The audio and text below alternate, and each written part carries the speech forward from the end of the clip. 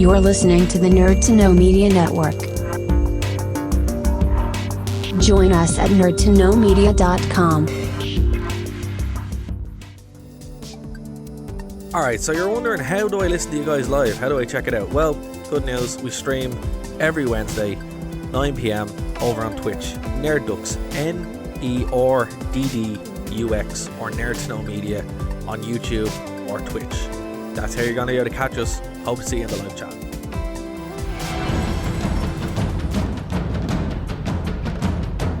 Broadcasting from the Blanchistan Centre, this is Phoenix FM. The internet is a communications tool used the world over where people can come together to bitch about movies and share pornography with one another. According to the Nerd Index, you should be upside down in a junior high toilet around the clock.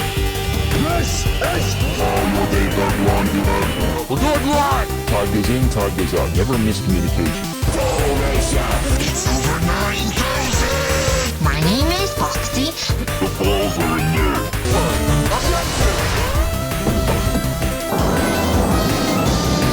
Do a barrel roll. Don't face me, bro. It's a trap. I'm a fire in my evil. Time to Hey, Charlie, wake up. Oh, God, oh, man.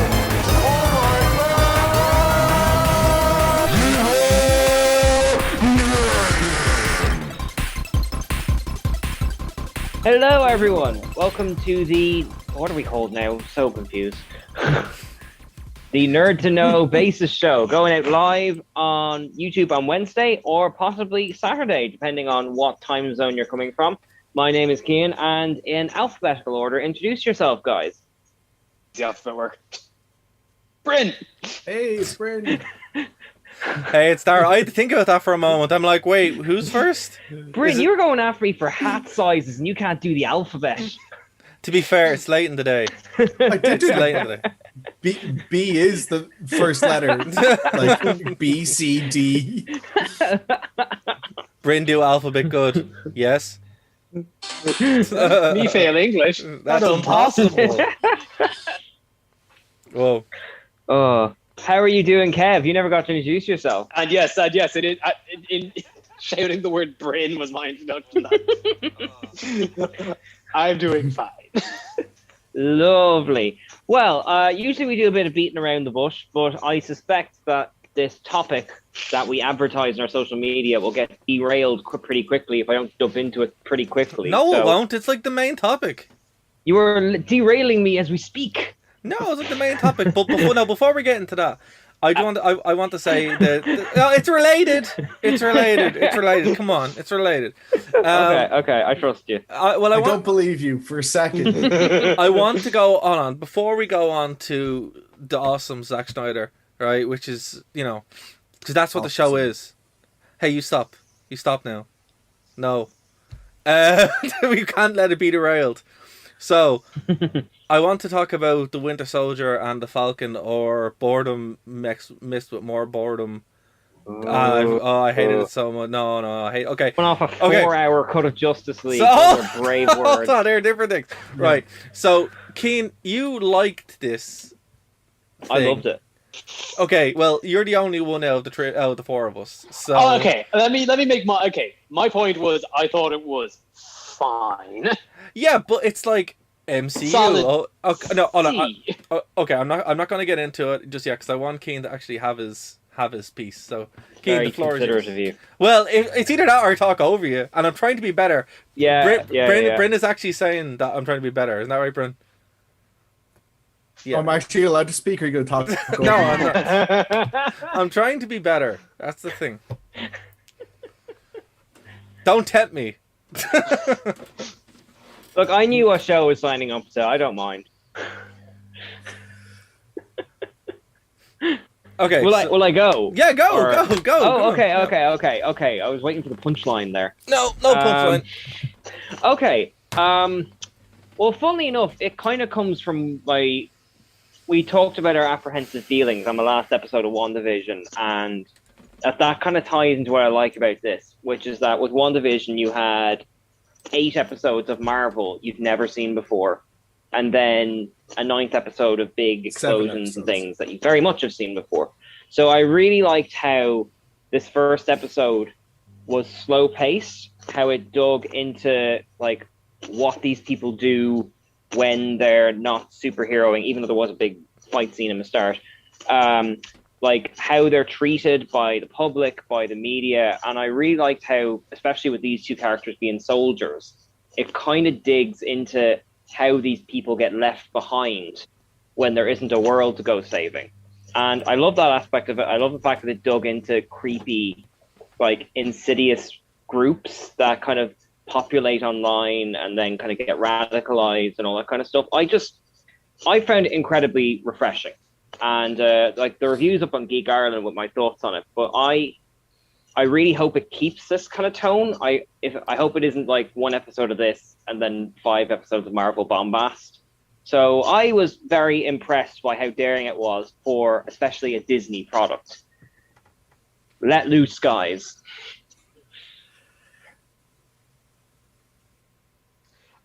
I suppose Okay, kind of so like I'm going to just like kind of start if I was going to to kind of get like I said, I am Oh, no, feeling Kev, very go ahead. It's fine. of the road. Sorry, Brent. See, I'm this is feeling what very happened when I middle of the talk road. over people. Skip. So this is what happens. Sorry, go ahead. I was very, very middle of the road on it because I think I just took it as a lot of setup. Right. So I'm not getting too big on it. Like I'm liking the fact that it is fleshing the characters out more. I'm feeling a little bit more towards them, but I'm waiting to see where it goes.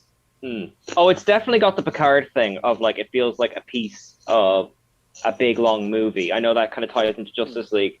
So like Picard, we'll see whether that pays off. But for now, and we can't really go into the twist, unfortunately, but I thought it had a lot to say about how kind of the world treats its hero. Like, it's shocking that, like, in the logic of the Marvel universe, and by extension... There was a twist? Oh, yeah. What was the twist? Well, I can't say. Wait, in the first episode, there was a Well, twist? the cliffhanger. Oh, the new Captain America. Oh, for goodness sakes. Oh, that was the twist. I thought that was like the point. It's in the comics. Yeah, but like it's the sting that exemplifies how little the world cares about like Falcon when he's not saving the world. You know, like he's got a 5-year. He can't get a mortgage because. Oh no, Bryn. He can't get a mortgage because he's been disappeared for 5 years for the goal of taking on Thanos. Yeah, he should have went and done a career with money in it. Yeah, but like Luke Cage dug into this too. I'm joking. No. I mean, it's like he shouldn't have to. Like, in all seriousness, he shouldn't have to be a brand. In The Boys to survive in the world. But he saved. that's the world, man. Like, to be fair, but it shouldn't be, and that's what it's saying. I disagree. I think the way they what I did find interesting about it was, I think the world of The Boys is more realistic. You know, it's like that's the way it would be. The Boys is exactly the way comic superheroes would be, or the Justice League, but they're basically gods, so that's why they're above it. But the Marvel superheroes being regular people, you mean to tell me that the Falcon wouldn't be a brand in the real world? He'd be like any. Yeah, of the but boys. That's what the episode is about. I think it's more that the.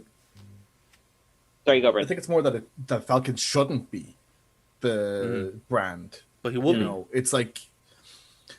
No, of course it would be, but again, this is kind of where this is like. I mean, again, like when Marvel started off, the idea was that it's like superheroes as they would be, but you can already see how, like, as the world gets more increasingly hail corporate, that's becoming to diverge from like the path that it's on is beginning to diverge. The one thing on that, well, before we get too into that, I just want to say one thing that hit me immediately off the bat on this. Rhodey shows up and isn't like, hey, Tony had some money, here's some money. You know, which is I would have assumed, considering the fact that according to Marvel, reality, so the accords they signed, they're government contractors. They work for the government. But wasn't the Falcon on the opposite side of the Accords? Though? They still, but they're still they're still. He's at the beginning of the show. We saw him doing a mission, so. Well, he's in the army, but he's still he's getting not... paid. He became a contractor. He became a contractor. So how much money is he getting paid here? It has to be a lot. It should be an awful lot, right? And it's just. But I think it's more like. But it's not. It's not enough of a consistent income to get a mortgage. Is the point that was made? Well, that's fair. Because he was only doing. But the thing on that is flipping out for 5 years. But what I'm saying is, where is the? It feels like this is. It's the inconsistency that's opening up. It happened around Iron Man 3 as well. When was it Iron Man? Yeah, it was Iron Man 3 or Thor or something like that. Where it's like, where are the superheroes? Why aren't they showing up? And even in WandaVision, it's like, where's Doctor Strange? Is he not aware that this is going on? Well, I mean, it's a big world. If you can assume that there are this many heroes, there's this many catastrophes going on at the same time. Yeah, but like the difference here is he literally ran into Rhodey, who I'd imagine would be running Tony's estate with Pepper or his affairs and yeah, but like he shouldn't. There's like a million billion superheroes. They all shouldn't have to go begging Tony for a salary. The world should respect all the sacrifices they've given, and that ties into the Sokovia Accords as well. Well, on that point, in Justice League, the same thing happens. Literally Superman's mom's house gets taken away, and Batman comes in and buys the bank. So it's like, look, I just don't understand why they didn't work this out. You know, it's like you guys are supposed to be friends and you didn't help each other out. You know, it's wild. Like it makes no sense. Considering how Tony worked tirelessly to put a bunch of them under house arrest, are they really that good friends? You know, besides, we don't know what state Tony's company's been in. It's been 5 years. We don't know kind of what the lay of the land is yet. This is actually our first kind of, because WandaVision was so much a bottle thing. This is our first kind of exploration of the Marvel Universe in a long, long time. Well, and we can get into the weeds of like how they should have money here, they should have money there. But the point that was made in the speech that he gave at the Shield ceremony was that it was about symbols and how they don't mean anything if they're someone good holding the symbol. And like the end of it, they're manipulating Captain America's legacy, presumably as some kind of jingoistic, like crowd-pleasing type agenda type thing. And that's very clearly what the show is. You mean like he always was? Well, not really, because Dude, come on! He was. That's the whole point of the character. World War II.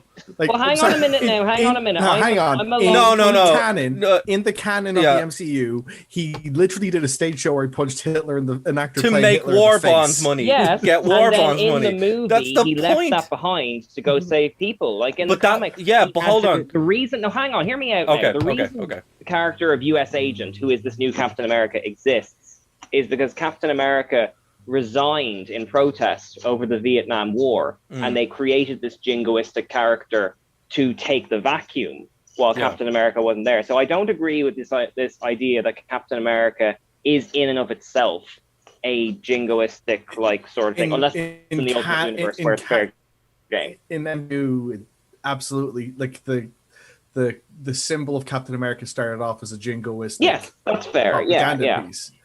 You know, and like basically, like in a way, it's kind of like it came. The symbol of Captain America came full circle by going back to being that again. You know, that would be the difference between this and like the comics, because you know, in that case, it was more like the physical comics themselves were the jingoistic propaganda pieces, and even in the MCU itself, like again, like we're watching this from. Obviously, we're watching this from their perspective. We're not watching this from the people's perspective. But if you go through the museum, and I think the museum is very interesting because it's like, oh, wow, okay, what does this look like? If you actually look at the museum as well, they have all that jingoistic elements there, where it's like, he's a symbol of America. And the thing about the MCU is it's still very militaristic in its approach to these things. You know, like, they're literally, you know, as I said, working for the American government. So it doesn't really, I don't know. True, but the whole point of the second Captain America film was he dismantled S.H.I.E.L.D. to protect personal freedom. It's not like they're beholden to replace it with S.W.O.R.D. Well, that happened while, like, in the absence of the Avengers. I don't think it's part of, like, Captain America's agenda as No. his legacy, like, you know. No, well, you know, I don't know, like this is the problem when we start coming full circle with this. It's overriding itself in a certain way, where it's like Captain America's arc is great, and I do think Winter Soldier is a phenomenal movie, but these are some of the threads we're going to have to go with. And I appreciate what they're trying to do. It just feels very, very hollow. I think it's like Falcon isn't that interesting of a character to go this to do this. Either is Bucky, and I like Bucky, but I'm like, you need someone a little bit stronger. And they're also trying to set up armor wars as well, which is why there's so much interaction with Rhodey. But it's like, I don't know. It's probably too early to make a call on it, but.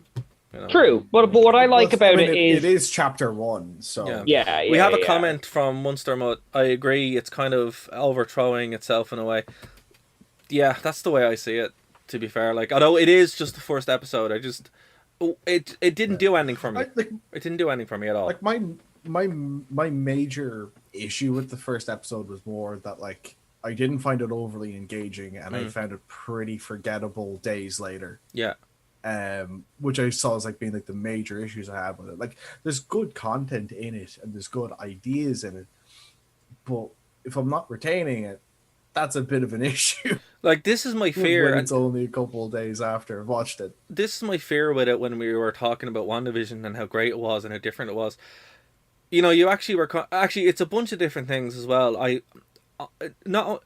If this had to come first, I think it would have been easier. I think it would have been better. This was supposed to be first, but lockdown ended up...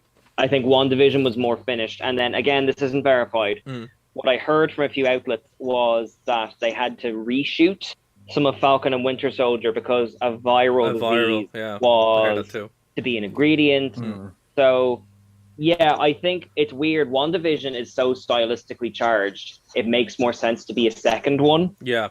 And, like, the novelty of it being a Marvel TV show for the Falcon and Winter Soldier would have carried it. So it is unfortunate in that respect. Yeah. It also really doesn't help that it's being sandwiched between WandaVision, which was so unique in its kind of in its outlook, and Loki, which, aside from, like, having a true blue fan favorite, looks a bit more off kilter, a bit more outer space.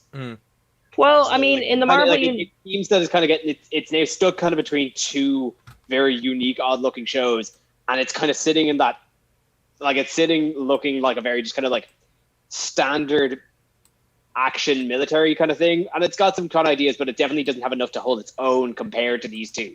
So I think when it comes probably to the end of Loki, unless Falcon Winter Soldier does something very interesting in the next 5 episodes, I just think it's going to get swept wide under the rug. Well, maybe, but, like, I think in Marvel, it can't be all Guardians of the Galaxies and Thor Ragnarok. You need to have that variety of tone. Otherwise, it all meshes together and just becomes too sugary. Do you know what I mean? But here's the thing. Yeah. Here's the thing with this one, right? I think all the points that you made are correct with if coming first. It's just this is just like you've been handed this great drink or whatever, and now someone's just handing you some dishwater, and you're like, I've already. I think that's even a bit unfair. I would still say, like, it's like going from having like a delicious, unique drink to going, here's some room temperature water. You know? Okay, well, look, that's fair. A good meal would be ruined by having your dessert first. Yeah, okay, that's fair. And I maybe you'll get better, maybe they have more to say, but a lot of this just rubbed me the wrong way, and I'm like, okay, this has been done, but been done better. Like the boys' the first season does this so much better, you know, and that's the problem. I think they're doing different things though. They are, but it's still kind of questioning what the real world perspective of it is. The Deep was not denied a bank loan, so the Deep is a brand. He doesn't need to take loans out. They have a corporation that runs it. You know what I mean? It's like, here's the biggest failure with the MCU: their PR person should be fired because they need. We're talking about it. They're doing something. No. I mean the actual in universe. Oh, I see. Yeah. The people who are actually running, the Avengers, whoever's running that PR department. Holy cow, fired because you guys suck. It's like, no way. There's no way. Look, okay, right. We care in Ireland. We care about the royals. Do we? Do we? Well, a lot of people do. I don't personally. I don't, but a lot of people do. Imagine if superheroes were real, man. Everybody would want to know about them all the time. Are you for real? Come on, like Yeah, we kind of love My Hero we love celebrities. Academia-ish. Like, you know, Yeah, they'd we all love be their own celebrities. little kind of things. Like, Exactly. Oh, yeah. it would. Oh no, it'd be branded and corporatized immediately. Yeah, That's, absolutely. Yeah, no, Like, of course. Like it's just that's the disconnect. It's like you mean to tell me that they're like even your man is fangirling out, and it's like you wouldn't give. Yes, you would. Yes, you totally would to get a picture or whatever, you know. But this is the question, because we may be jumping the gun a bit. How does the world feel about superheroes if it's all connected into Thanos and all the stuff that went down? Maybe, yeah. Because you've had 5 or 6 years of the Sokovia Accords and all that kind of bad press, you know? Well, again, people still like the royals in Ireland, and they oppressed us for 800 Well, years. I can't argue that. So it's like, come on, like people get over it. This is the first time in 30 years I've ever heard someone actually espouse that opinion about people in Ireland. So I don't know what to tell you, dude. I wouldn't Diana? say it's a majority. People in I'll say as much as people in Ireland definitely do like the Royals. Yeah. I wouldn't cast that a sweeping statement over that as a population as a whole. Yeah, no, fair. But radios across the world turned off there. But what I'm saying is, no matter what happens, celebrity. Actually, there's a great show. There's a great movie which you should watch on this. It's about celebrity. It's called Antiviral. It's on Shudder if you guys have Shudder, and it's literally about this concept of celebrity. Now, we're in Ireland. We're strange where we don't really care about Irish celebrities, but we're still obsessed with celebrity in some way, and that's taken to the nth degree here with Antiviral, where they literally will buy the diseases of celebrities and inject themselves with it. So just say like Christian Bale has a cold. You're able to buy Christian Bale's cold and inject yourself with it. Oh, I see. Right. Literally the very specific strain. Literally, like... the actual strain. And it's like in the world, like the meat that exists, it's genetic material of a famous celebrity. So you're eating the celebrity. It's a wild kind of concept. But you know Bank what? of Schwarzenegger. Yeah, exactly. Rack of Rack of Rambo. Rack of Rambo. Yeah, exactly. Stallone. To run it full circle and eat a slice of Army Hammer. But you see, that's what I mean. I think so some people are super into celebrities, and I can see that kind of happening. At its nth degree when it's commercialized to such a point where you can literally eat the person, which is weird. And there's actually some good things about that movie where they're like, "Isn't this cannibalism?" And then your man's like, "Yeah, kind of," or whatever. And it's just you just leave it hanging. So it's actually really worth watching. If you haven't seen Antiviral, I really would recommend it. It's a really good movie. But look, with superheroes and stuff, we'll wait and see. But I would just say they'd be the biggest celebrities in the world. Like the minute we get a superhuman, good point actually that was brought up, and I think Katie will appreciate it. Jeff Bezos has more money now than Batman and Iron Man, and we don't have either of those things. What's going on? What are you doing, man? Come on, invest in it. I know there was like a Batman who was going after like scary clowns. In America somewhere. No, but like a real Batman, a real Iron Man, because they're just rich people with brains. Yeah. It's like, what's going on? I think Elon Musk could do it. I'm holding out for Elon Musk. I'm slightly worried he's going to do it. No, he's definitely skewing more Lex Luthor. That's not... Yeah, okay. Well, that's fair. But look, that's still everybody loves power armor though. Like, and people love Lex until they didn't. Yeah. So Yeah, and people loved Elon Musk until he didn't. Yeah. To be fair, well, look, that's a good point too. This could still be the Red Sun universe where everyone loves Lex Luthor. Nothing bad happens during Lex Luthor's lifetime. So, that's a deep cut right there. But I'm going to use that as my point to go over. Rock of Ages, we nearly have it. Yeah. Thanks to Zack Snyder, and that's the whole reason why I want Justice League 2 for Rock of Ages. So I haven't seen this. What's the big deal with the extended cut now? Okay, so who has seen it? Yo. Okay. So I don't have 4 hours left to see a film, extended version of a film that I didn't like the first time. So it is fair enough that the two people here with children have not watched the 4.5-hour superhero movie. To be fair, I watched it. There's 4-hour compilations of In the Night Garden, Bryn. I'm just saying. See, what I'm saying is watch it in 2 seasons. Watch it in 2 sittings. That's actually now. That's the way to watch it. While I don't think it's actually edited very well to accommodate it, the movie is split into kind of act parts. Yeah, it's like a DVD kind of chapter selection. So there are parts where kind of fade to black, go to part 2, and you can probably cut it there. Yeah. I actually did think about it as I was watching it, and I think that it is paced terribly if you cut it up that way. Oh, like the Lord of the Rings extended ones, where it's like, Kinda, yeah. just do But- that kind of thing. But there is a good natural end point around the 2 hour mark after. Okay, so we won't get it. We're gonna get into spoilers. So if you guys haven't seen it, definitely watch it anyway. But we have to get into spoilers because it's a completely different movie. But it's still kind of the main beats of the 2017 one happen. Well, So- before we get into spoilers, can I just ask, Yeah. is it different enough Oh to yeah, seek out? oh yeah, it's good. It's like it's a Yes. totally different. It's a total like the same beats happen, but it's a totally different movie. One of the things, one of the reviews I saw was from Mark Kermode, who the main complaint he had was that it's a bloated film. Would that be a fair way to describe it? I would or- say it's a 4 hour film. That's always Yeah. going to be bloated, and that's what Yes. like for A example. 4-hour Zack Snyder film. Oh no, that's not fair. For example, 2001: A Space Odyssey, we all agree is amazing. I had to watch that in 3 sittings. Sometimes you just have to watch. You can't watch a movie in one go, no matter how good it is, because it's a long ass time. You're just sitting there for 4 hours. Now, what I will say is it's bloated, yeah, but you don't feel it. Like the 2 hours that I watched, you really don't feel it. You know, you're just watching. You're like, this is actually great. So the pacing isn't bad. It's just it could be trimmed here and there. You could cut out about 15 minutes easy. I think no. My first kind of biggest complaint before we really get into the spoilers, in terms of just the making of the film as a whole, there is a truly excessive use, and this is excessive slow-mo? for Of slow- Zack Snyder Yeah, of slow-mo. yeah. And if you trim down that slow-mo, you genuinely could shave a half an hour off this movie. To be fair, the slow-mo at certain points is really good. Some points is good, But some points yeah, is not. like I have heard about the hot dog thing, yeah. No, the hot dog thing is actually really cool, man. It's just like a Quicksilver thing. It didn't have Evan Peters, so I was sad. But it was still okay. Is that just a perpetual thing with all the media you interact with now? No, well, if it has, I don't know. If it has somebody running like Quicksilver, it should just be Evan Peters, right? Just put his face on. And you're just good. If you hit a certain amount of speed, you just become Evan Peters until you slow down again. Absolutely. We're ridiculous.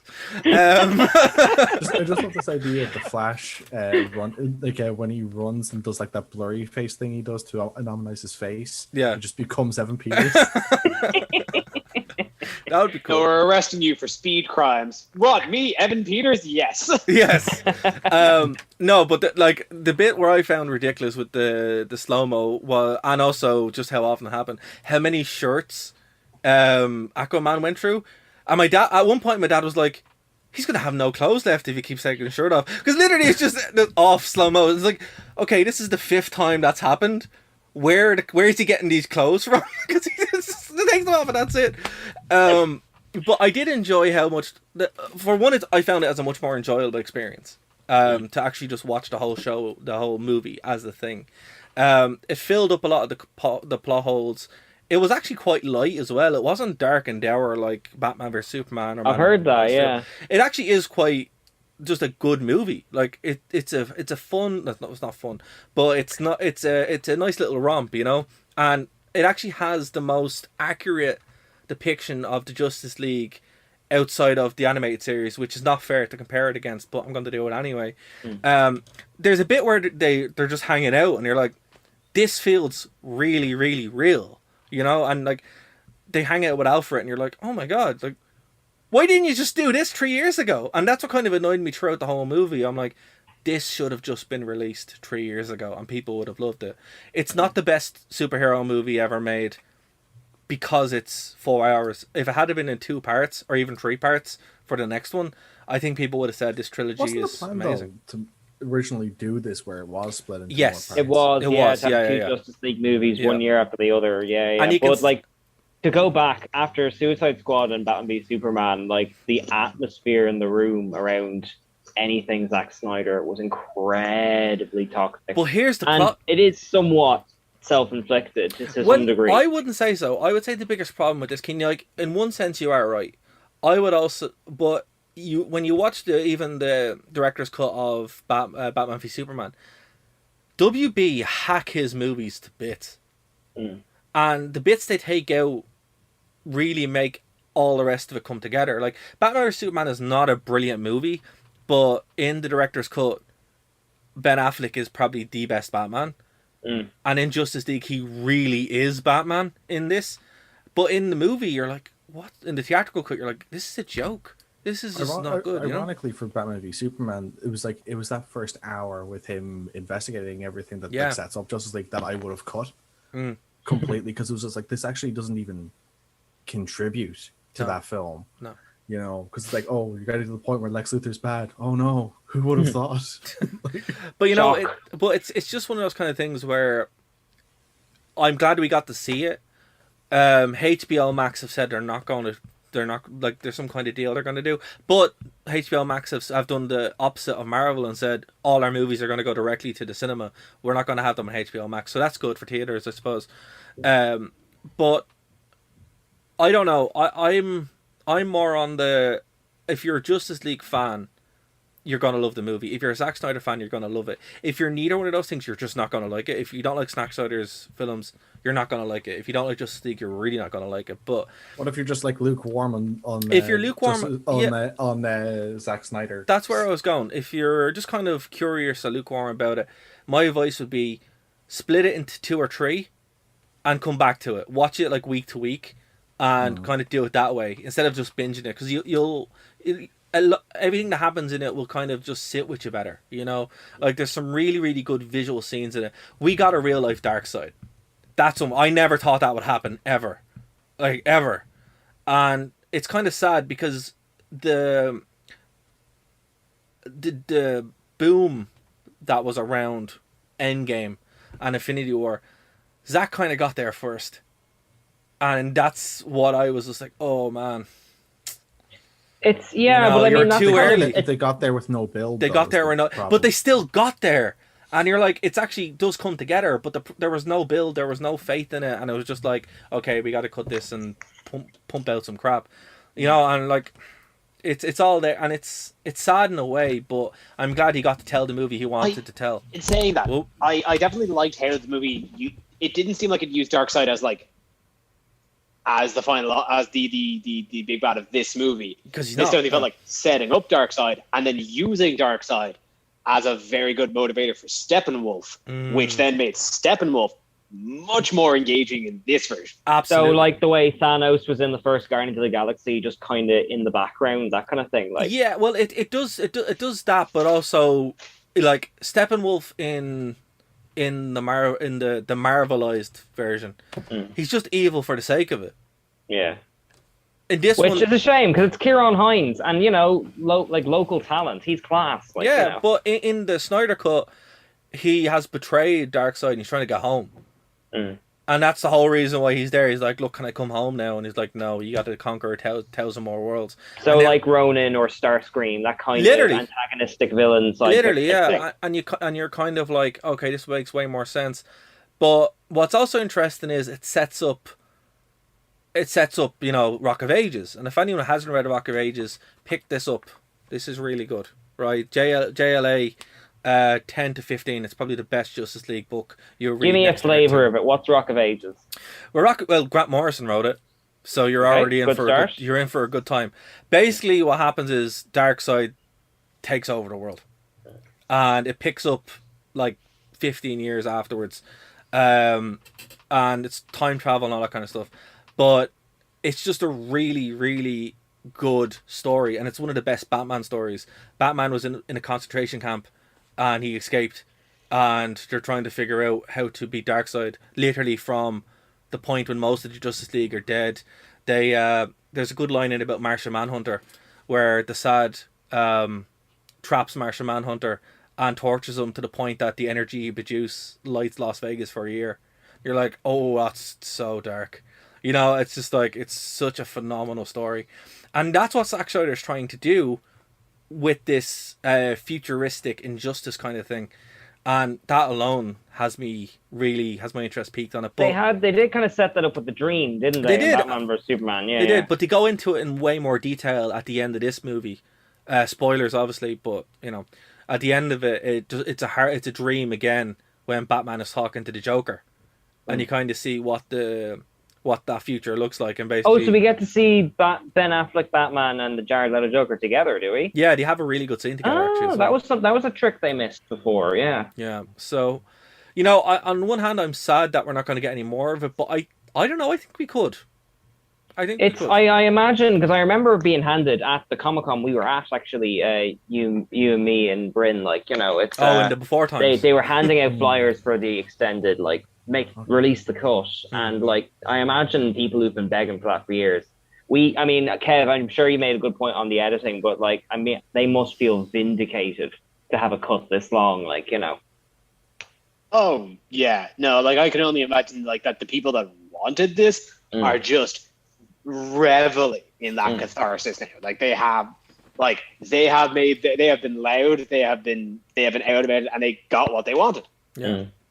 You know, what I would say is the biggest failure of this whole thing, it isn't with Zack Snyder, it isn't anyone involved. It's Warner Brothers. Just not able to sit there and just let it happen. Whatever we might say about the MCU being kind of meh or whatever, at least it's still following a vision. And they never kind of gave up on that vision. And that's why when it's good, it's incredible. And why when it's kind of poor, it's still very watchable, and people. And you still trust it, like, and you still trust it, yeah. There's none of that with the Warner Brothers stuff. It's just kind of like, oh, quick panic change. Oh, quick panic change again. Like, you know, it's very like it strikes me as being very similar. There being a very similar attitude towards it, and what Disney have done with Star Wars. Ding, Absolutely. ding, ding, ding, ding. We've had our Star Wars reference. Hey, we're 37 minutes in. That's not bad. Yeah, That's a the record. best. Sorry, please go on, Brent. because the point I'm going to make here is that, like, with like the way people now talk about Filoni and Filoni and Jon Favreau. Yeah, Favreau running the Star Wars shows is, to my mind, is so reminiscent of Bruce Timm and Andrea Romano and Paul Dini running the DC animated stuff. Because like between the animated series stuff from Batman, Superman, Justice League, to the insane run of really, really top quality films that came out in the early 2010s. Like, I mean, there was a legitimate conversation around going, why aren't these people doing, like, running the live action films?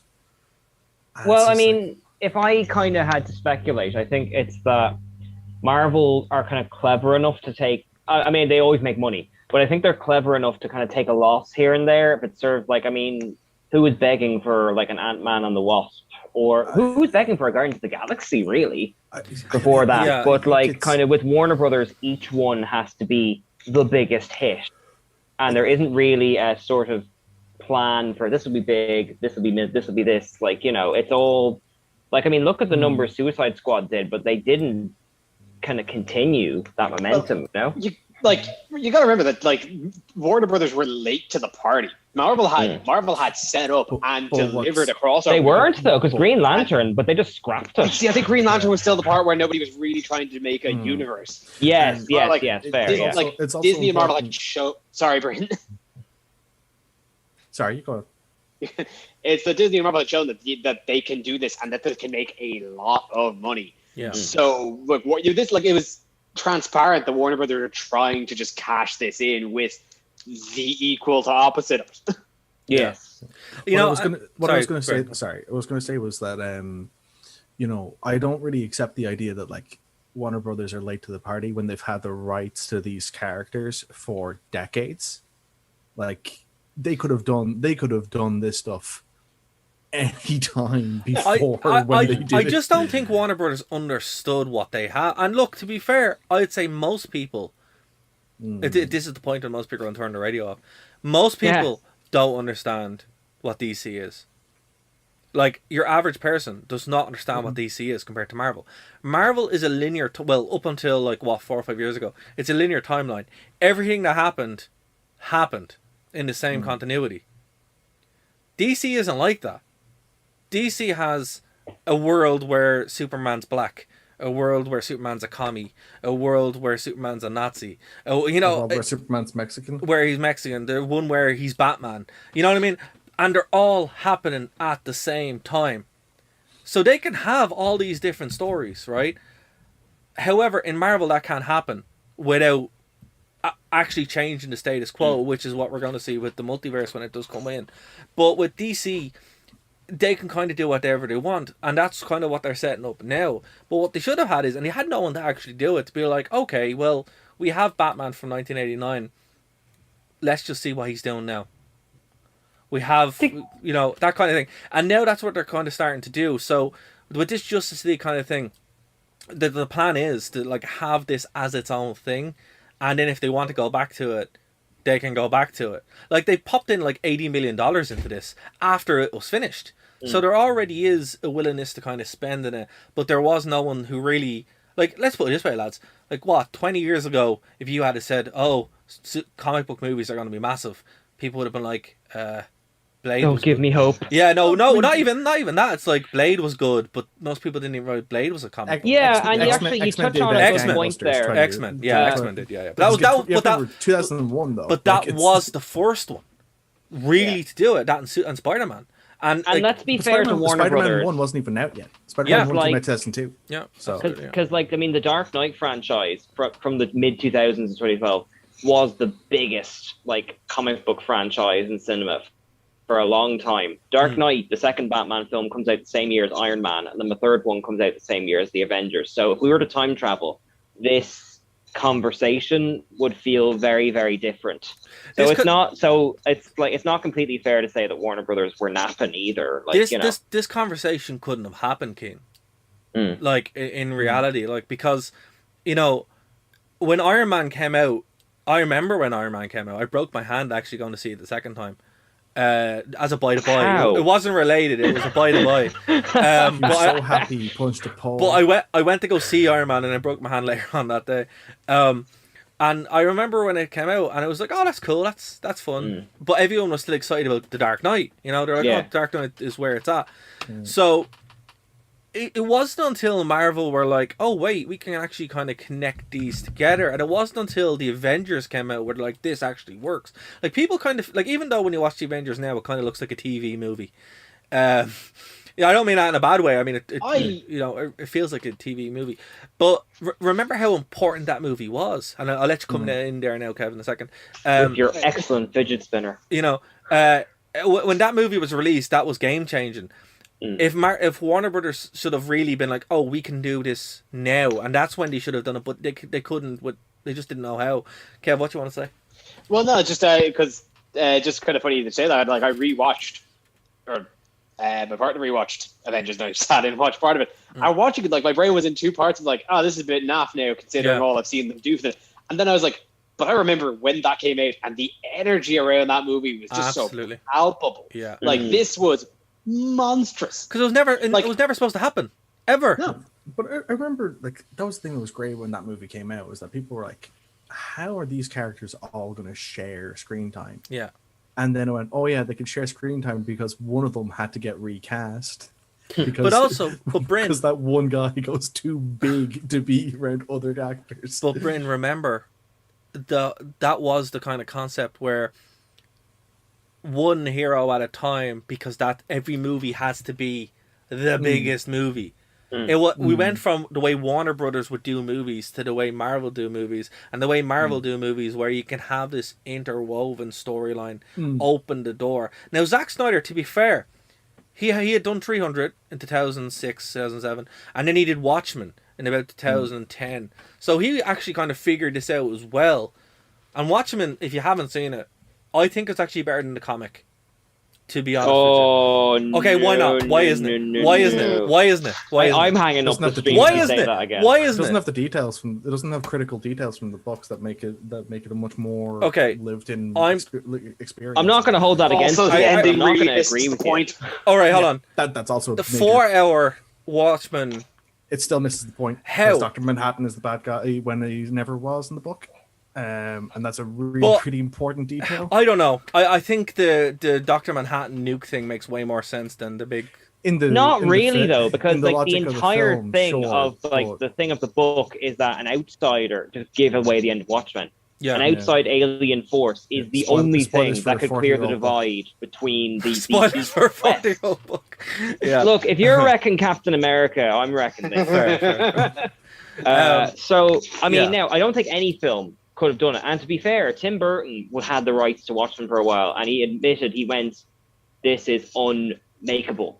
And the fact that Zack Snyder did as well as it does deserve credit. But, like, you know, and he clearly loves the material. But equally, I will say, and I think this is what Brim was getting onto, was that I don't think he gets the point of the book, because the whole point of the book was, like, when there's violence, it's quick and it's nasty. Where there's nudity, it's very plain. Alan Moore. And he adds slow-mo and stuff to it. So he's trying to have it both ways, where he's trying to have the glossy superhero-ness in a setting which condemns superheroes. And I don't think it quite sticks that dichotomy, you know? I can understand that. I can understand that too, yeah. Sorry, Kevin. It really just kind of it falls into the base thing I always feel about Zack Snyder is that I think he's a very good filmmaker and cinematographer, but just not he needs a writer. Yeah, just not David Goyer. Yeah. Just not David Goyer. Yeah. Just not David Goyer. David Goyer is weird. He's as good as his director. So like Blade 2, great. Yeah. Like, you know, but he has Dark Knight, great. he has Blade way 2, more he has way more flops than hits at this point. David Goyer is like, you know, when I see him I'm like, oh, we're rolling the dice, what are we gonna get today? You know? It's really like the best or the absolute drizzling, and I don't know what it is, but to be a fly on the wall with his writing sessions with Christopher Nolan's brother, I'd love to see what that's like. Oh man, for the Dark Knight film. I was going to make jokes, but I can't because we're on the radio at like 5 o'clock on a Saturday. So if you come to us at 57 minutes into this stream, it's, what's it Troy McClure says? It gets a little blue. It's a little blue after dark. Like what I always I give Snyder credit for when it comes to Watchmen is that he basically had like I think like 2 or 3 different screenplays to work from, and he managed like to kind of like take the bits that were like the best ideas from each one of them and throw them into a film together. What I would like, say, I still think that like I'd give it like the same courtesy I'd give to the Lord of the Rings films, which is that like they're the best possible adaptation you could I do agree. of That that you took the word. material. Yeah, you That's took fair. the word. You took the words right out of my mouth. I will say that like I would still say that like there's very critical areas that make Watchmen make the book Watchmen better, that are just completely either misunderstood or ignored in the film. And some of it to the filmmaker's credit is stuff that can't be filmable. There's entire excerpts taken from a fictitious autobiography. There's no way to do that in film. It's just like not possible. There's a reason why Watchmen is one of the pinnacle hallmarks of comics as a genre. Yeah. Put it this way, but what I there's mean, a reason why it's the it, only comic book in Time Magazine's 100 best novels of all time. But it's it's the problem of adaptation. You know, this has always been, no matter what you're adapting, you're always going to either, like in college actually they have a whole module on the classics kind of stuff where, you know, you kind of get the essence of it, or you do a direct translation, and sometimes a direct translation is not always the best because it just, you know, sometimes the essence of it is better. And I think Zach, you know, for 300 for example, the comic sucks ass. The movies, while not accurate, it's pretty good. It's a good watch. The essence is there though. The essence is there. You know, the comic is not good. The comic is not good. Yeah, it really is. It's probably like one of the reasons I love the sequel series. Who David Lynch? Was that David Lynch or Lindelof? Oh my God, why is that escaping my brain? The guy who did the sequel, what? Lindelof. Lindelof. I completely like that. Lynch. I'm like, David Lynch did what? I was like, I need to see this. That'd be amazing. That is a brain soup on yeah. Lindelof. Like that's like Lindelof's Watchmen. It's such a like it's obviously a sequel. It's a sequel to a comic. Yeah. And it's just a wild spin-off, but it just gets the messages and the feelings of the comic by just doing something completely different. Well, actually, to kind of jump off Kev's point there, I think it's interesting to contrast Watchmen with the V for Vendetta movie adaptation, because that's a movie which I quite like because it doesn't have the time to do. V for Vendetta is a longer story than Watchmen.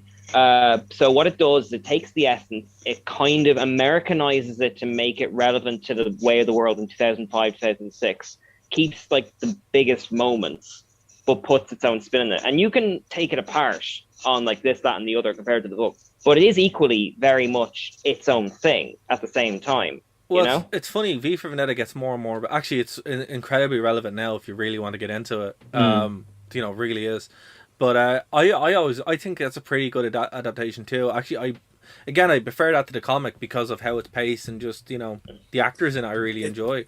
It's weird. One of the weirdest adaptations because like there's bits of it that are like direct translations, and then there's other bits where it's just the essence. But then there's other bits in it which are neither translations nor have any of the essence in it, and it's just like, what have they done here? But see, well, I mean, the Wachowskis are involved. It's going to be a bit. I don't get it, but sure. Well, look, I think it's the last great thing the Wachowskis did before they were like, we're way too famous for this, and we're just going to start making garbage, and that's what they've done since. Wait, was that before? I thought Sense8 was pretty good. I was going to say, was that before or after Speed Racer? It was before. Speed Racer was the year later. I haven't seen Speed Racer, but I've heard good things about Speed Racer. From what I've seen of Speed Racer, it's very good. Oh, okay. Well, yeah, I have heard it's almost a direct, you know, recapturing of the anime, so it makes sense. But look, you know, this is the kind of thing when they're adapting comics. Like, I remember when comic book movies would first come out, or the MCU would first come out, I would get kind of hung up on, that isn't in the stuff. But even the MCU, to take this full circle again, a lot of the MCU is like a rehash, a remix, they're all adaptations of stories. Like, you know, Samuel L. Jackson, like, Nick Fury wasn't a black guy. Thanks to the MCU, he is. His character's completely different. Well, the Ultimates. The Ultimates were literally a play on that. But what I mean is, his character was remixed and influenced completely by his on-screen portrayal. No, it's the other way around, because the Ultimate Universe was created in the early 2000s, and they based that version of Nick Fury on Samuel Jackson. Yeah, and they actually say, who would you want me to play? Yeah, dude, I've read the Ultimates. Yeah. Well, look, not to get too into the weeds about it, but you hit on a really good point there, because I find the comic book Civil War, much as I love Mark Miller, to be an upside-down crash fire. Yeah. But the Marvel adaptation, which takes the essence of it, but infuses it with the Winter Soldier, with what's going on, with that kind of stuff, that is, in my mind, a much superior story, while still being faithful to the ideas of the book. There's one fundamental part of it that I would disagree with you on there, which is that I feel like as much as I don't want to give Mark Miller props for anything, I do feel like in that story, he does try to make an effort to go, there are legitimate reasons to be pro-registration or anti-registration, whereas Civil War does a fantastic job of pointing out why Tony Stark is completely and utterly right. Yeah. You're right. A bunch of superheroes decided to have a slap fight in a fucking airport. Yeah. That's a fair point. To be, like with that's a good point. Yeah, like even though I found myself liking Cap more in Civil War, you know, based on, you know, just whatever, he doesn't have a leg to stand on, and then goes and does this slap fight in the middle of the airport and causes millions and millions of euros worth of damage. As a giant man stand on a plane. Yeah. And it's just like, everyone looks bad here. No one looks good except for Thor, who wasn't there. Like, the only person who looks okay is Thor because he wasn't there. It's like Thor. You clearly haven't seen the Thor's holiday shorts. He was not like happy missing that. He was on his squatting in a flat in Australia. Oh, actually, I have seen it. Yeah, with his mate. Yeah. But yeah, like, it's one of those things where you're like, okay, fair enough. And I suppose Hulk, because Hulk wasn't there either. Hulk was off in space. He was off in space, and Captain Marvel, I suppose, as well. But Hulk ran away after seeing what was happening in Age of Ultron, and was like, "Oh, yeah, I don't want this."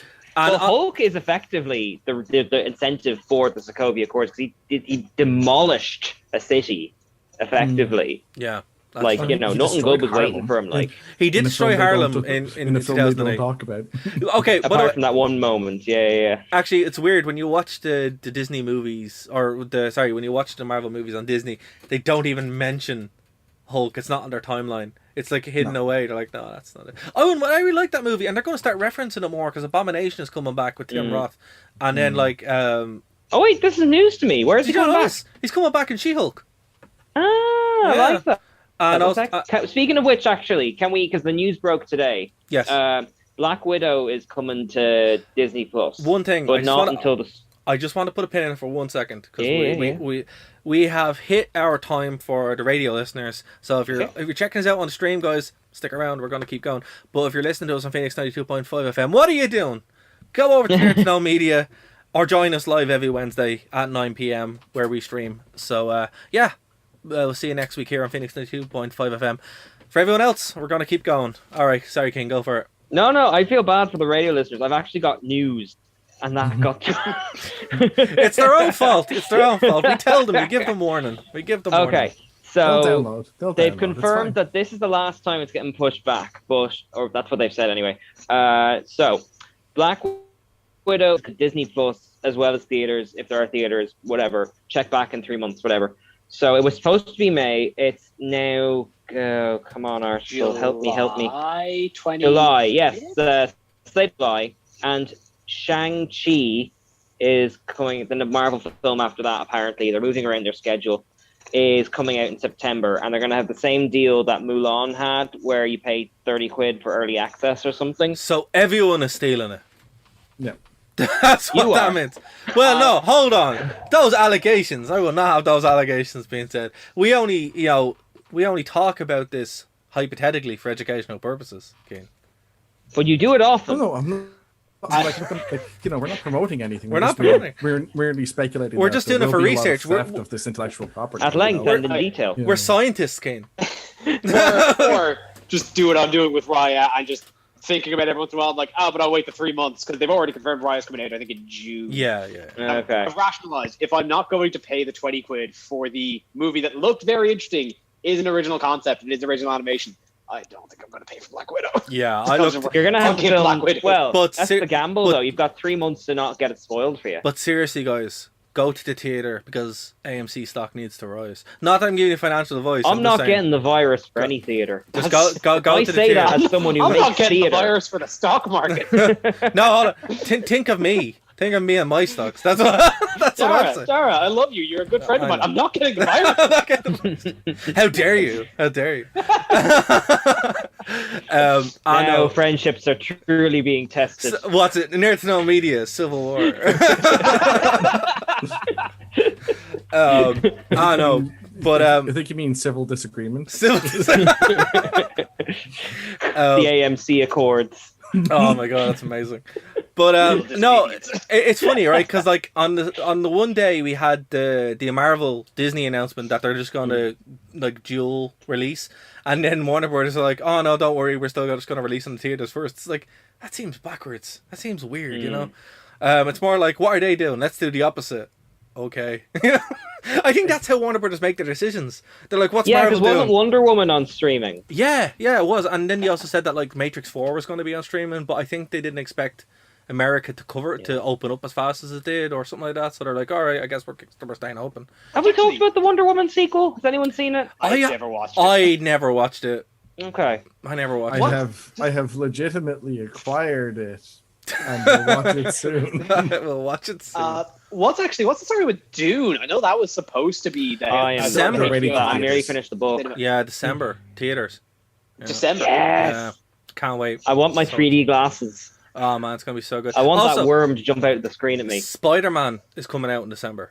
Yeah. What? Yeah. Yeah, that's on the slate now as well. That's on the slate now as well, yeah. Have they even made that yet? With they're in the process. They've been teasing it, yeah, because there's that the Eternals as well. I think. I was going to say the Eternals was the next one up on the slate after Black Widow. I guess maybe. When's the Eternals? September?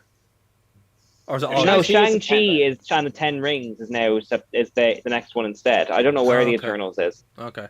Yeah, look, I was surprised to see that Spider-Man was even on it, but I think they're trying to line it up with the first Spider-Man movie. So, all right, yeah, Here's an interesting one though. Would it go out on Disney Plus if it's a Sony thing? Probably not. Yeah, apparently.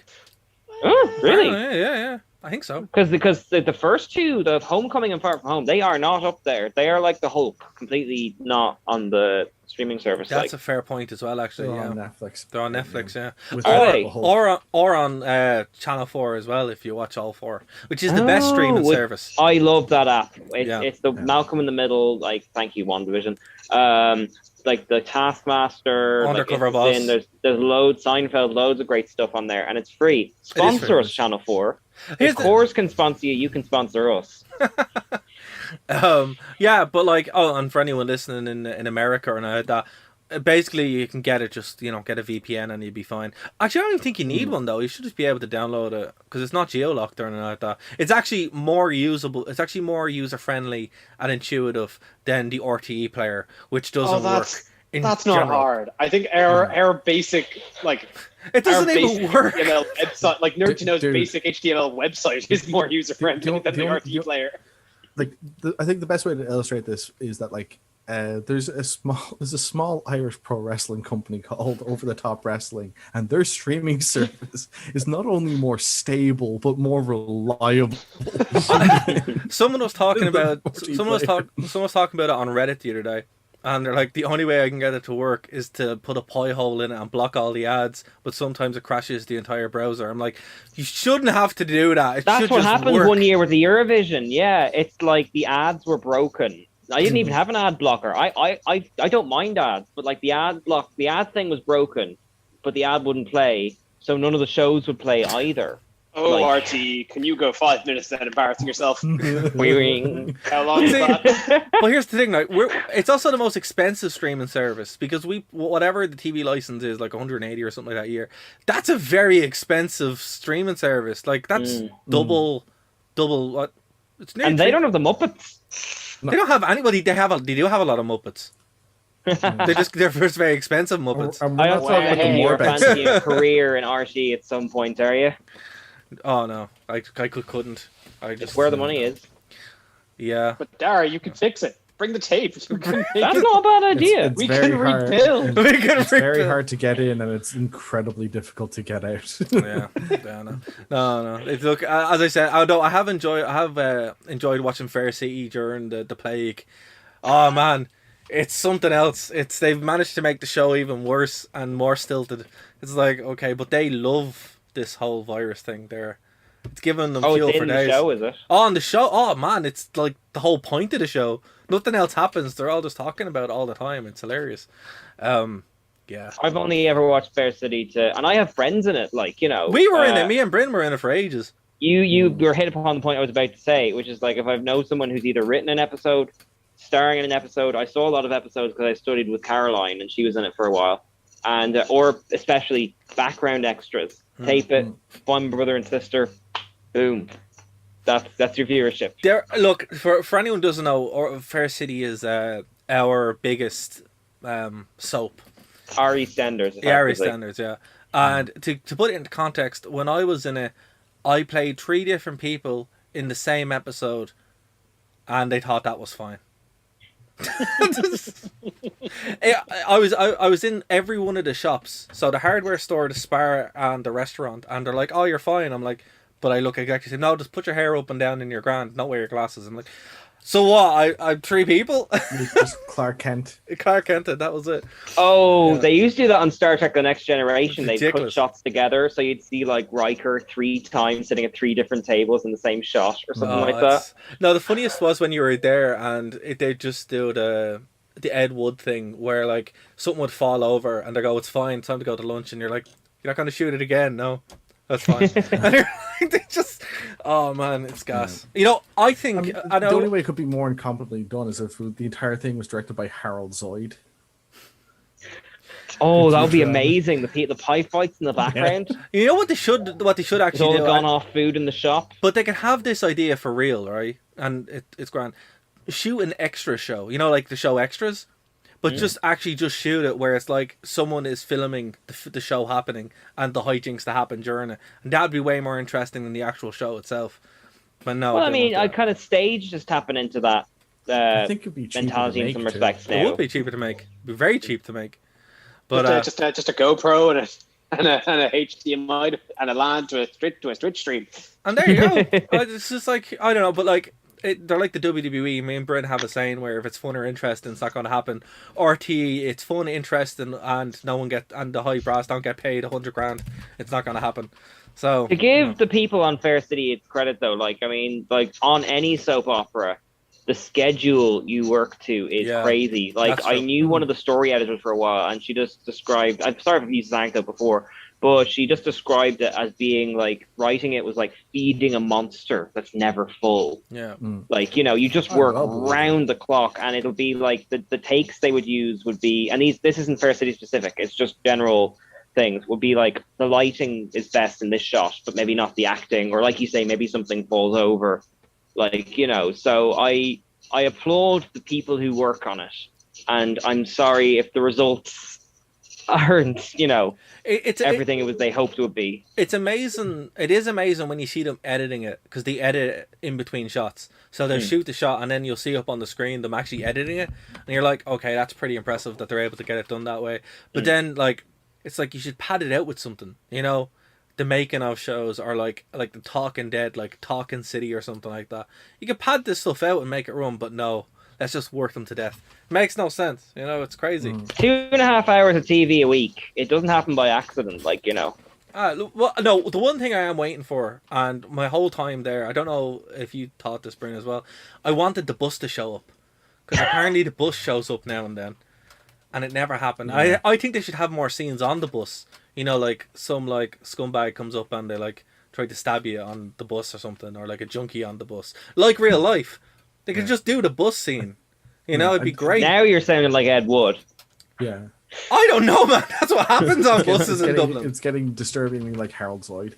For the life of me, I don't understand the ledge. Oi! Just imagine, like, they have like the town junkie, and he's like, "Oh, come here, can I have change?" No. And you get on the bus, and it's there's loads of things you could do. I don't know if Fair City's target audience would want to see junkies. And then suddenly Fair City just evolves into a 24/7 vlog channel where you just follow this one man's journey right now. Never ending. I want the Rock of Ages Fair City, where it's like 20 years in the future and they have to like fix it. Oh my god. And all the kind of feuds have died. They've had to team up. Ireland unlocked. The post-apocalyptic Fair City where Mecha Haughey ruins. Maybe they have to team up with the EastEnders and Coronation Street and Home and Away. Well, Ireland on lockdown for like 30 years. What's left of it? The Fair City crowd have to band together. They rope in Judge Judy, even though she's retired. She's retiring this year. Yeah, she's retiring this year. Yeah, there's news. Yeah. Shout out, to be fair, like I saw a recent episode of Judge Judy, and I'm like, wow, she looks bad, man. Like, she looks old as hell. You're like, she is. She's old. Well, I don't watch Judge Judy religiously, but every day I open my news app and I'm like, please don't turn out to be a horrible person. Please, I don't want to lose this and feel guilty about it retroactively. No, but like, retire now. Because here's the thing with with that show, right? The reruns would usually be like from like 2003. So like she's forever like that age, and then when you see her today, you're like, whoa! You're like, yeah, that was because it was 20 years ago. It's weird. The joys of aging, guys. Right? Isn't that fun? The ravages of age. But anyway, Old Man Winter. Old Man Winter. I swear, like those ads. I don't know. The Simpsons. I don't want to get into a Simpsons rant because that's another thing. It's what we're here for. It's what the public want. We'll hold on to that one because it's been renewed again. 2 more seasons. Hey. Yay! It's great that we're doing all the headlines at an hour and a half in. The dead horse has been flogged yet again. You know what? Eventually, I just imagine the Simpsons being like the Emperor from 40K, where you have to feed souls to him to keep him alive in his casket. Disney Plus subscription. Yeah, I thought you were going to say like the Emperor and Rise of Skywalker hanging off a coat hanger. Like, oh no, it's even more sad than that. It's even more sad than that. Like, there's no life in it at all. Like, they're just like, quick. Yeah, we need psychers. When you see the intro sequence for Simpsons season 39, it's just got IVs hooked into it. It's not increasingly. I know. It's starting to really approach the parody it did of like a Star Trek film that set in the future called So Very Tired. So Very Tired. Can I bring up a scandal around The Simpsons and popping up the last 2 weeks? Oh, absolutely. They did a Homer Simpson flashback episode. Okay. And now teenage Homer is in the 90s, which means that canonically Bart's now older than Homer. Is this something that bothers you at all? No, because it's a floating retconning, like no, it's a floating timeline. It's fine. Floating, yeah. Like yeah, but like Grandpa was in the World War II. Like yeah, but not. Well, see, that's the thing. They haven't brought that up like in a while, so I'd imagine they'll just move it up to Vietnam. Yeah. With Hitler. Well, why not? Mecha Hitler from Wolfenstein. That was the thing, right? Turns out. I mean, I don't mind it. I don't mind it too much. But I do think it's, even if you're incredibly forgiving, it's a sign that The Simpsons has kind of hung around a bit long. I would just age them up personally. They should just age them up. I don't know what they're waiting for. Like, I think they've done everything they possibly can. Like, there's a good channel on YouTube called Simpsons Theory or something like that. And she was doing a whole thing on it, and really it was on Bart's life, and it's like there's nothing left for him to do as a 10-year-old. What is there? Like, he's been a Twitch streamer and everything. Has he? Yeah, I heard that was recent actually. Yeah, like it's sort of thing where I think that actually, like as we say, it's beating the dead horse. Just continue. Like it's kind of it's a persistence that it doesn't seem like it's ever grown. If like Fox were doing a Simpsons revival, a Simpsons Plus, where they just jump at 10 years, Bart's in college, Lisa's at the end of high school, that's immediately something. I think that'll get a lot more people at least to watch at least one episode. One episode. Yeah. Like as opposed to just 35th season of.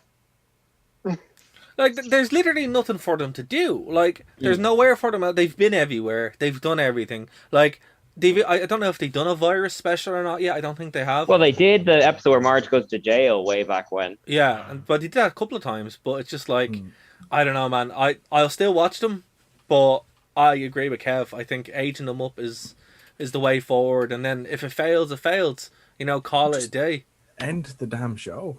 They're not going to do that though. Well, man. see, Simpsons too big to fail. Exactly, like, makes even way too much money. If no one watched it, it would still be renewed based on the mobile games, the merchandise, this, that. It's like in a weird way, like Rowan Atkinson is like hugely popular in different parts of the world, so they'll keep doing Johnny English films, even though they don't do anything here. Like you know, as long as people even like the memory of The Simpsons, it will keep going. You know. But see, here's the thing: if they really wanted to cash it out, right?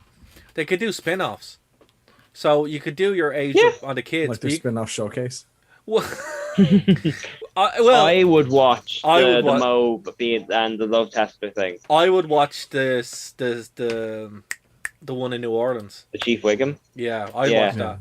What's Skinny Boy? Skinny Boy. I watch that. I'm sure we'll meet again each and every week. But there is scope for them to do it with some of the characters, you know, that they've... But... It requires vision, and I don't think anyone who's working The Simpsons now has a modicum of vision anymore. They're like, what's quick and easy?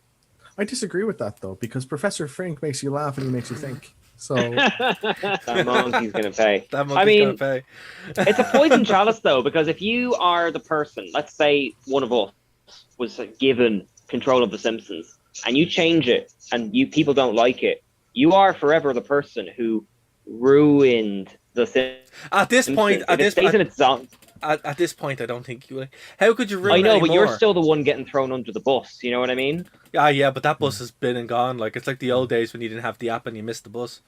We know that. The bus is gone. Don't know that. I just say, oh no, you just have to go back and watch the 10 seasons of the 10 seasons of The Simpsons you were already watching. How terrible for you. Yeah, like at this point, like, you know, they've also replaced a lot of the voice actors as well. So it now is actually how's that going? I know you've actually been watching it. I don't know. I haven't. They've only started. I think the next two ones are going to have them. But what I mean on that is, like, now is a good opportunity to do something. Like, you know who I feel bad for? I feel bad for Marge, or one who voices Marge. She sounds in horrific pain every time she talks. And every time you watch a new episode, you're like, that poor woman, you know, she needs replace her. Try doing a Marge voice now. It's not easy. No, it really hurts your throat. But I'm just like, Homer. I'm just like, why didn't they replace her as well? Because she sounds like she's in awful pain. Or kill her off. Allow her to change the voice a good bit. A good bit, earlier yeah, on. exactly. Like, right in some way, she's in like a car accident, has to talk differently or something. Come on, like, think about it. You know, you get paid enough. But yeah, so we're gonna watch The Simpsons until it ends, guys. Sadly, so enjoy. I don't like that that's all you. But yeah, that's everything we have this week, guys. A longer show. It's been a while since we've done a show, so I enjoyed this. This was fun.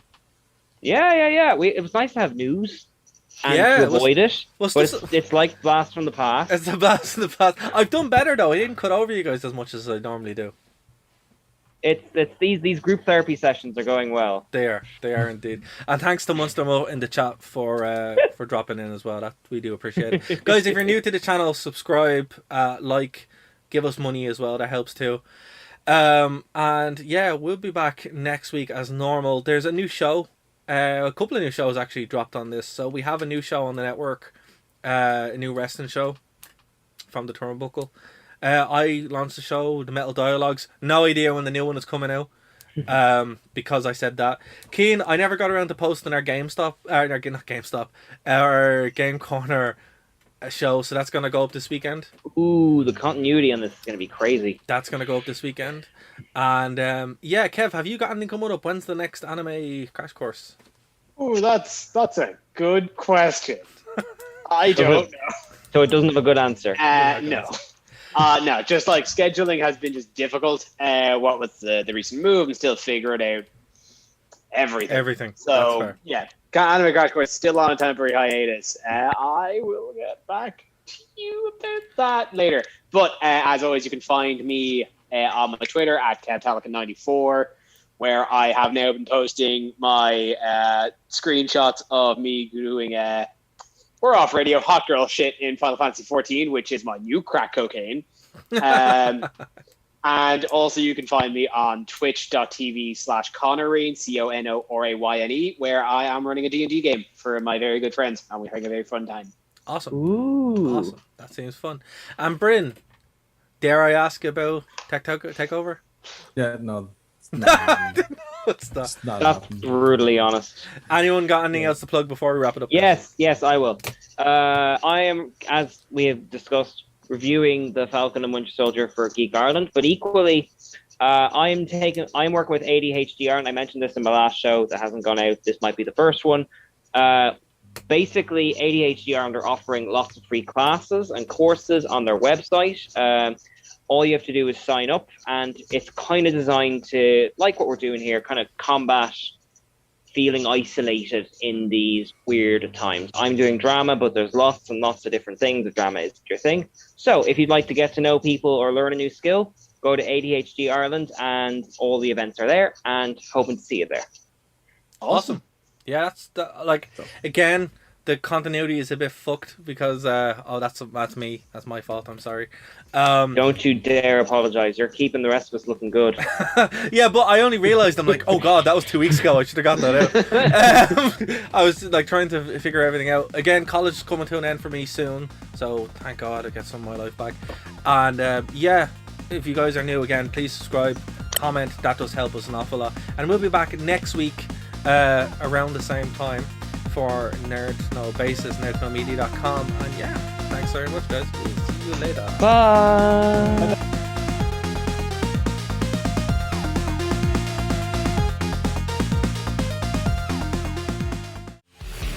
Check out the Wrestling Rewind here on Phoenix 92.5 FM every Tuesday at 8 p.m. to 9 p.m. And of course, over on nerdtoknowmedia.com, the only wrestling podcast by wrestling fans who don't hate wrestling. We'll see you then. Thank you for listening to a Nerd to Know Media production.